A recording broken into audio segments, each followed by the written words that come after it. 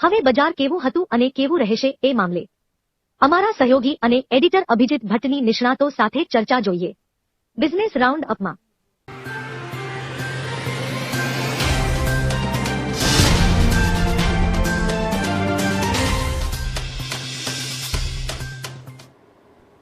નમસ્કાર, India news ગુજરાતમાં આપનું સ્વાગત છે. બિઝનેસ રાઉન્ડ અપ આપ જોઈ રહ્યા છો. દર્શકો, તો આરબીઆઈની મોનેટરી પોલિસીની સમીક્ષા બાદ ઘરેલું શેર બજારોમાં જોરદાર તેજીનો માહોલ જોવા મળ્યો હતો. શુક્રવારે શેર બજાર 304 પોઈન્ટના વધારા સાથે બંધ થવામાં સફળ રહ્યું. મુંબઈ સ્ટોક એક્સચેન્જનો સેન્સેક્સ 304 પોઈન્ટના વધારા સાથે 69,825ના સ્તરે બંધ રહ્યો હતો, જ્યારે નિફ્ટી 68 પોઈન્ટના વધારા સાથે 20,969ના સ્તરે બંધ થવામાં સફળ રહ્યો.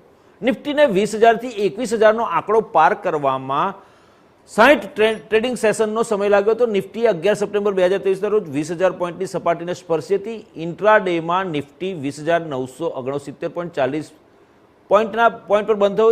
નિફ્ટી 20,862.70 અને 21,006.10ની રેન્જમાં ટ્રેડિંગ કર્યું હતું. અને આ જ મામલે આ સપ્તાહમાં કેવું રહ્યું માર્કેટ અને આગામી સપ્તાહમાં કેવું રહેશે માર્કેટ, તે માટે આપણી સાથે ચર્ચામાં 4 એક્સપર્ટ જોડાયા છે. સુહાસ ફ્રૂટવાલા, નિખિલ ભટ્ટ, મિતાબેન મહેતા અને કવન પટેલ. આપ ચારેનું સ્વાગત છે. નિખિલભાઈ, સૌથી પહેલો સવાલ તમને કરું કે આરબીઆઈની મોનેટરી પોલિસી જાહેર થઈ, કોઈ પણ જાતના ફેરફાર ના કર્યા અને તેને કારણે ક્યાંક ને ક્યાંક શેર બજારમાં પણ તેજીનો માહોલ જોવા મળ્યો. આ બાબતે શું કહેવું તમારું? સૌ પ્રથમ તો થેન્ક યુ વેરી મચ કે રોકાણકારોને અને ટ્રેડરોને ઇન્ડિયા ન્યૂઝ ચેનલના માધ્યમથી અને આપના માધ્યમથી જે સંપૂર્ણ માર્ગદર્શન મળી રહ્યું છે એ બદલ હું ચેનલનો તેમજ આપનો ખૂબ ખૂબ આભારી છું. કેમ કે મને રોકાણકારોના ફોન આવતા હોય છે કે આ ચેનલના માધ્યમથી જે કંઈ પણ અમે પ્રશ્ન કરીએ છીએ અને તમે જે પેનલના એનાલિસ્ટ જે ટેકનિકલ લેવલ આપી રહ્યા છો એ બદલ અમને ખૂબ ખૂબ સપોર્ટ મળી રહ્યો છે.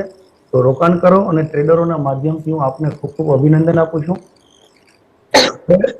હવે સર, આ નિફ્ટી અને સેન્સેક્સ જે નવી ઊંચાઈઓને સ્પર્શી રહ્યું છે ત્યારે ભારતીય શેર બજાર એ વૈશ્વિક સ્તરે સૌથી મોટા બજાર તરીકે 5મું સ્થાન પ્રાપ્ત કરી અને $4 ટ્રિલિયન માર્કેટ કેપિટલને સ્પર્શીને સીમાચિહ્ન બન્યું છે. ત્યારે સ્વાભાવિક છે કે રોકાણકારો અને ટ્રેડરોને બજારના ફંડામેન્ટલ્સ તેમજ આગામી તેજી મંદી સંદર્ભે પ્રશ્નો ઉભા થાય. આરબીઆઈ જે વ્યાજદરની અંદર કોઈ પણ જાતનો ફેરફાર કર્યા વિના 6.5% જાળવી, એટલે કે સતત 5મી વખત અપેક્ષા મુજબ 6.5% જાળવી અને વર્તમાન નાણાકીય વર્ષ એટલે કે જીડીપીનો અંદાજ પણ અગાઉની બેઠકમાં જે 6.5% મુકાયો હતો તે વધારીને 7% કર્યો. ખરેખર ભારતીય શેર બજાર માટે આગામી જે કંઈ પણ પુરાવાના જે કંટ્રોલમાં લેવાની જે એક વાત ચાલી રહી છે એ બાબતે અને આગામી નવી તેજી અને અર્થતંત્રના વિકાસ માટે આ ખૂબ એક સારું પરિબળ અને વ્યાજદર ન ઘટાડીને રોકાણકારોને અને ટ્રેડરોને સારી એક તેજીની દિશા તરફ બજારને લઈ જવા માટેનો સંકેત બતાવે છે. બીજું જોઈએ સર તો વ્યાપક તેજીને એટલે કે ભારતીય અર્થતંત્ર ઝડપથી જે વિકસી રહ્યું છે એમાં આ વ્યાજદર ન વધારી અને એક ઇનડાયરેક્ટલી સપોર્ટ કરવામાં આવી રહ્યું છે એવું મારું એક મત છે. ચોક્કસ.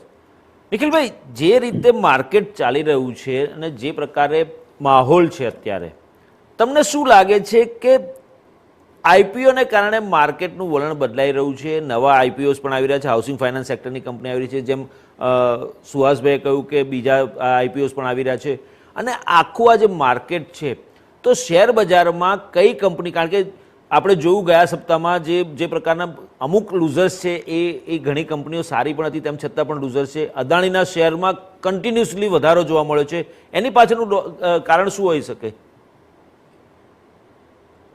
સર, પહેલા હું બજારનું આખું એક અવલોકન વ્યાપક તેજીના રૂપમાં જોઈ રહ્યો છું.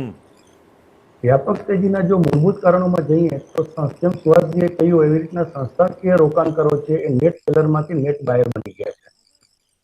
સ્થાનિક સંસ્થાઓ છે એની આંકડાકીય આપણે વાત કરીએ તો ઓક્ટોબર મહિનામાં અંદાજિત 25,105, નવેમ્બરમાં 226 કરોડ અને 8મી ડિસેમ્બર સુધી એ લોકો સ્થાનિક સંસ્થાઓએ 5,775 કરોડની અંદાજિત ખરીદી કરી.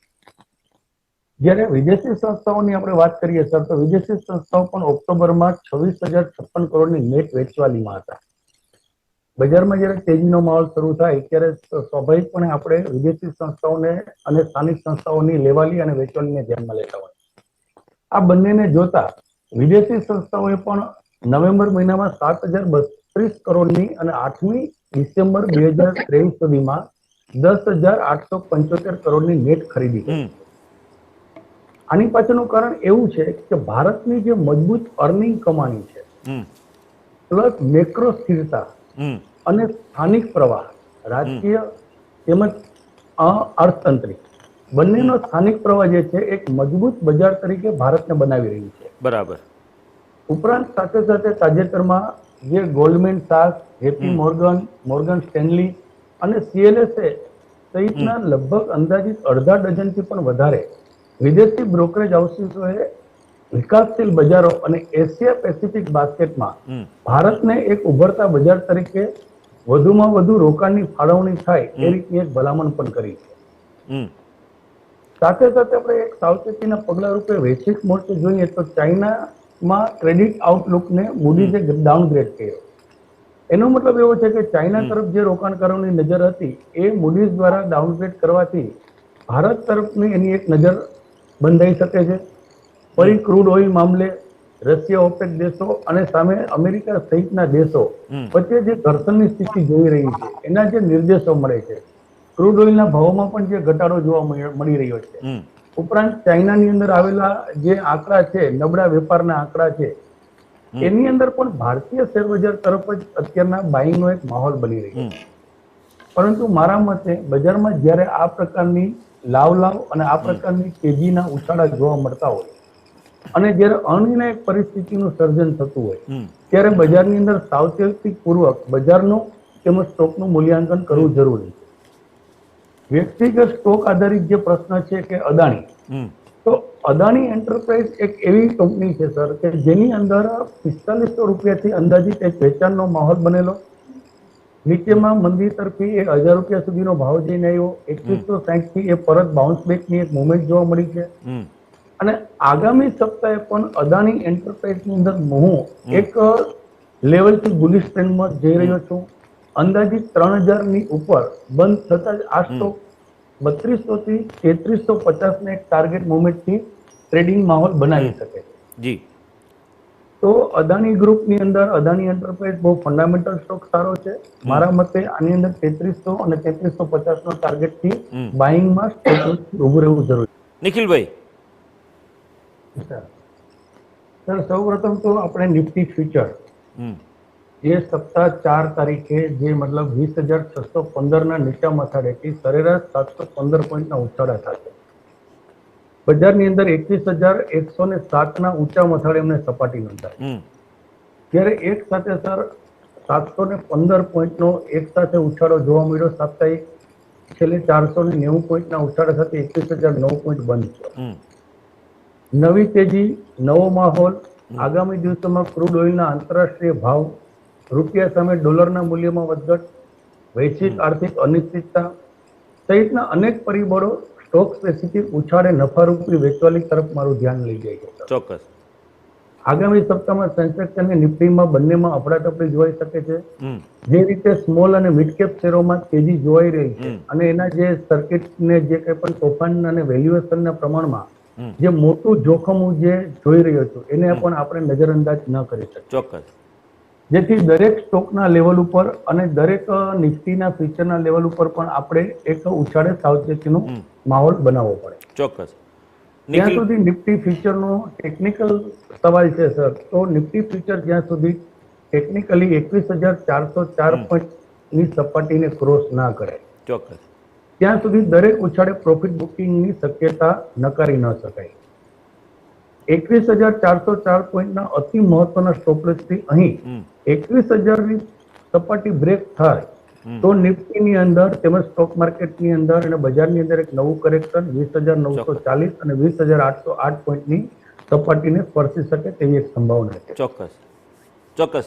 નિખિલભાઈ, કવનભાઈ, મિતાબેન, સુહાસભાઈ, ચારેયનો ખૂબ ખૂબ આભાર અમારી સાથે જોડાયા અને બિઝનેસ રાઉન્ડઅપમાં ચર્ચા કરી. તો દર્શક મિત્રો, જે પ્રકારનો માર્કેટનો ટ્રેન્ડ છે, જે પ્રકારે આપણું શેર બજારનું જે માર્કેટ છે એ લગભગ $4 ટ્રિલિયન આસપાસ પહોંચી ગયું છે ને વિશ્વની 5મું મોટું આંતરરાષ્ટ્રીય માર્કેટ બની ગયું છે. ત્યારે આવનારા સમયમાં પણ આ જ ઉછાળા સાથે શેર બજારમાં તેજીનો માહોલ જોવા મળે એવી શક્યતાઓ નકારી શકાય નહીં.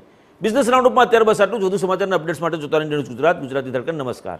તો દર્શક મિત્રો, આ હતું અમારું સાપ્તાહિક બિઝનેસ રાઉન્ડઅપ. વધુ સમાચાર અને અપડેટ માટે જોતા રહો ઇન્ડિયા ન્યૂઝ ગુજરાત, ગુજરાતની ધડકન.